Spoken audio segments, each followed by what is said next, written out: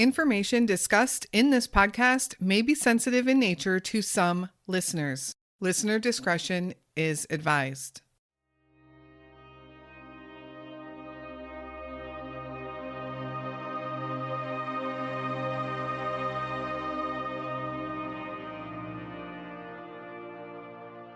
Beverly Potts would never talk to a stranger. She was far too shy. And despite it being 1951, 10-year-old Beverly was still not allowed outside after dark, especially since right down the road from her Cleveland, Ohio home was Halloran Park, a known place of trouble after nightfall.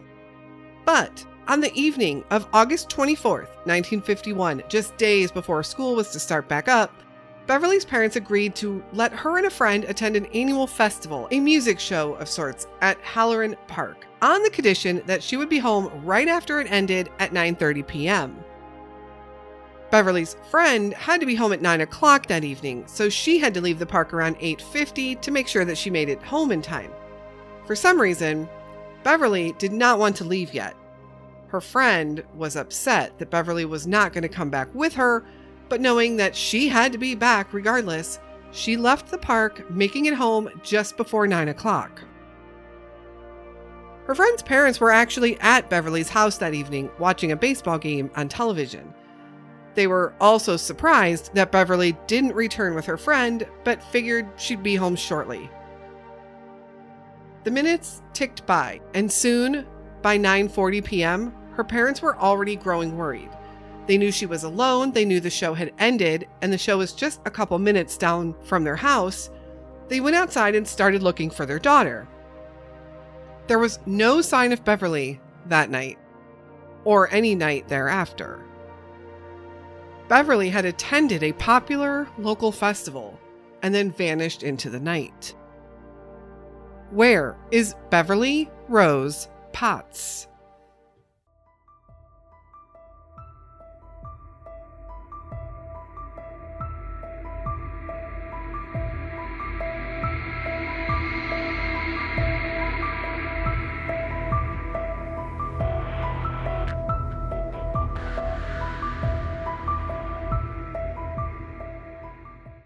Hello, and welcome to the Where Are They podcast and another unsolved missing persons case.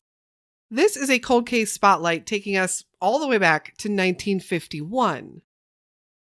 The 1950s in America was an interesting time. There was an aura of optimism coming out of World War II. The country started to put laws and programs in place to protect and help our veterans of war. Finally. There was an economic boom post-World War II, also propelling people and families into a comfort level that they hadn't experienced since likely before the Great Depression. We were on the cusp of a civil rights movement across the country, but in 1951, the very earliest of the 50s, most didn't realize or recognize that yet. There was a known element of danger in society, but to a much lesser extent than nowadays. Media in 1951 was predominantly print and radio. Television was very much still in its infancy. The dangers were out there, but they were seen as rare and uncommon, unless perhaps you were in New York City or Los Angeles. But in Cleveland, Ohio, a city that was very much a family-centric city in 1951, children played outside. They rode their bikes around the neighborhood. They walked to friends' houses. They visited relatives and families who often lived right next door or right on the same street. It was definitely a different time than today's world. But despite that happy, comfortable 1950s life that most families were living, there was a danger lurking in the shadows. A danger that no one knew about or saw until it was too late. Beverly Rose Potts was born on April 15, 1941, to parents Robert and Elizabeth Potts. She did have an older sister, Anita, who was already 12 years old at the time Beverly was born. Beverly was born premature and spent her early days in an incubator. With her pink complexion and middle name of Rose, she quickly earned the nickname Rosebud. But being premature didn't slow Beverly down. She persevered and grew into a smart and loving child. Beverly's home life was a happy one. The family lived on Lynette Avenue in Cleveland, where Beverly enjoyed being close to her neighbors and friends. That summer, the summer of 1951, began as a typical summer for Beverly. She spent her days outside with friends or even by herself and soaked up the long days of summer freedom. In August, Beverly knew summer was drawing to an end. She wanted to enjoy every last bit of her time off, even though she was also looking forward to starting 5th grade. On August 23rd, 1951, Beverly and a cousin went to a nearby Halloran Park to play. This park was right down the street from her house. It was a very close walk. They could be there in minutes. Her mother told her to be home by 9 o'clock that evening, but Beverly was late coming home. While somewhat unusual because Beverly was always a very well-behaved and obedient child, it wasn't too alarming. She did come home a little bit late. Her parents scolded her, but they did agree to still let her go to the music festival that was going to be taking place the very next evening at Halloran Park, and they knew that she would be going with her friend and neighbor, Patsy. This was an annual event at Halloran Park, and it would be sort of a last hurrah before school started. At Halloran Park, there is a stage. The show that was coming to Halloran Park, Showcase, was centered around entertaining children. It was a traveling showcase that would take place on the stage with singing and dancing, and something that Beverly was very much looking forward to. Patsy's family was coming over to the Potts home anyways that evening to watch a baseball game on TV. No one saw any harm in letting Patsy and Beverly go to this event at the park. There would be a couple thousand people there in attendance that night. When Patsy and her family arrived over at the Potts house on August 24th, Patsy and Beverly jumped on their bikes and rode across the street to Halloran Park. It was 6:30 p.m. when they left. Now they would quickly return back to Beverly's house at 7 p.m., saying that the park was so crowded, they didn't feel comfortable having their bicycles there. They were going to leave their bikes at home, and they were just going to walk over to the park instead. So they indeed left their bikes at Beverly's house, and at 7 p.m. walked back over to Halloran Park. The Potts family, along with Patsy's family, all sat down that evening to watch a baseball game. Patsy's parents had told their daughter to be home by 9 o'clock. Beverly's parents had told her to come home right after the show was over. At around 8:50 p.m., Patsy told Beverly she had to go because she had to be back to her parents by 9 o'clock. Beverly wanted to stay and finish the show, which was scheduled to end at 9:30. Patsy was a little bit upset that Beverly didn't want to come back with her, but she took off for home anyways. Patsy did arrive back at the Potts home just as the clock struck 9. Beverly's parents were a bit surprised that Beverly didn't come home with Patsy, but they figured that she'd be home at 9:30 or just a few minutes after. It was around 9:40 p.m. when they started to worry a bit and went outside to look for their daughter. As they found no signs of her anywhere, and as time ticked by, they grew increasingly panicked. It was said that they had to call the local police department 3 times before an officer finally responded to take a report. It was after midnight, and Beverly Rose Potts was officially now a missing person. The main concern right off the bat was Halloran Park. Although a nice 10-plus acre beautiful park during the day, it became a little less so after nightfall. The park was huge and scattered with large trees throughout, providing a lot of cover for nefarious behavior. The park had a problem with homeless after hours and vagrants. Even in the safety of 1951, Halloran Park was known to be dangerous at night. And this was the last place that Beverly Potts was known to be. Local media did pick up on Beverly's case, and witnesses started to come forward. Many who had seen Beverly watching the show, but they were really unable to provide any additional details. There was a young boy who came forward who knew Beverly from school and said that he had seen her walking away from the park after the show was over and that she had been walking alone. From Halloran Park to Beverly's house, the walk should have taken 5 minutes. There was another possible sighting of Beverly coming from another witness at the park. They claim to have seen Beverly speaking to two young men in a beat-up black Dodge coupe. This, of course, was very alarming. Beverly's family didn't know anyone with such a car, and with as shy as Beverly was, they had a hard time believing that she would ever talk to a stranger, especially a man. Beverly's mom had said perhaps a woman could coax her to talk, but there was no way Beverly would approach a man and talk, and if a man approached her, she'd likely run away, unless she knew them.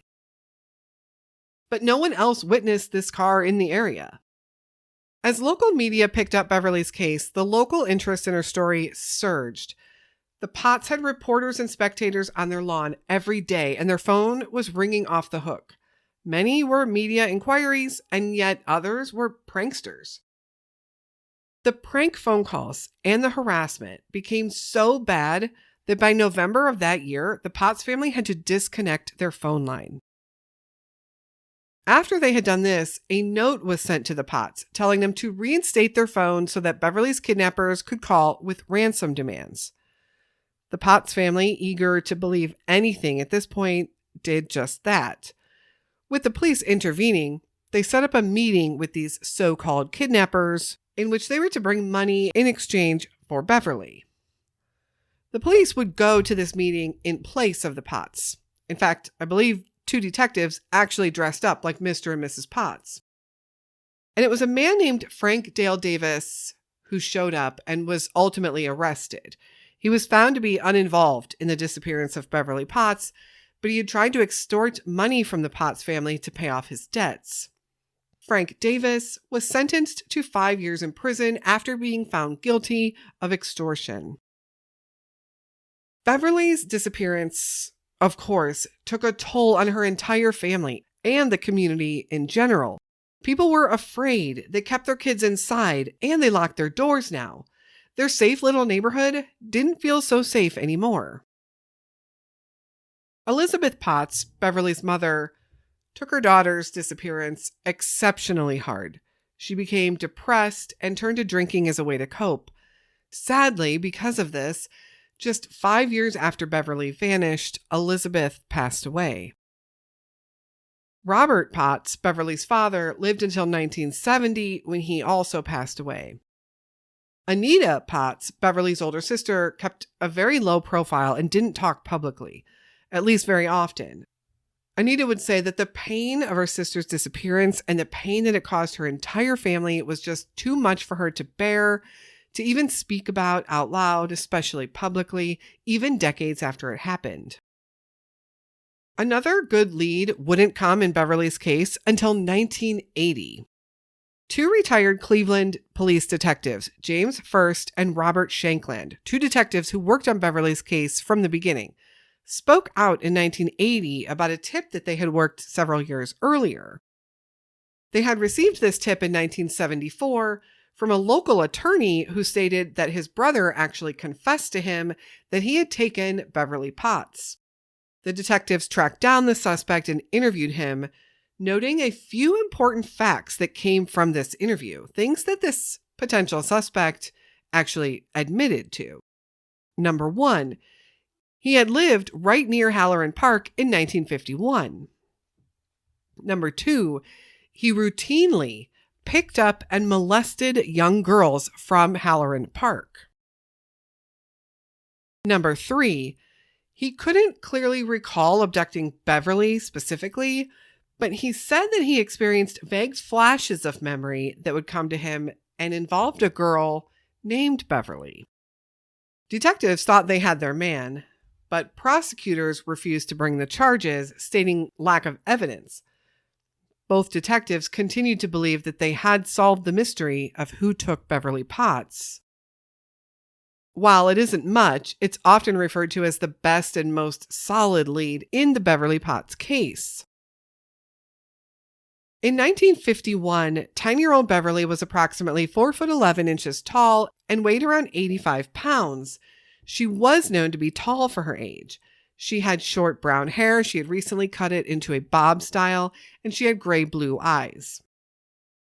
If you have any information regarding the disappearance of Beverly Potts, you can call Crime Stoppers of Cuyahoga County, their anonymous tip line at 216-252-7463. Crime Stoppers always offers anonymity. A memorial gravestone was placed in West Park Cemetery by her sister in 1991, though Beverly's remains were never found. It is the place that many go to visit and honor Beverly. Sadly, Anita Potts passed away in 2006. As the last remaining immediate relative of Beverly, the entire Potts family had lived out their days without ever knowing what happened to their daughter and to their sister. Thank you so much for listening to Beverly's story today, Cleveland, Ohio's longest running unsolved missing child case to date. If you do have a cold case spotlight recommendation for us, please send that over to me via email at canwefindthem@gmail.com or contact me through our socials. You can also reach out or comment over on Patreon or Facebook anytime as well. Thank you so much for supporting our show as a subscriber or as a Patreon member. Your support is so greatly appreciated, and it really helps us keep the show going. Remember, you can find our missing person cases available on all audio podcast platforms via video format over on YouTube or as written articles over on our website at wherearetheypodcast.com. Beverly, it has been so long, but we have not forgotten about you. Despite the amount of time that has passed, it is still possible that we can one day have answers. Never give up.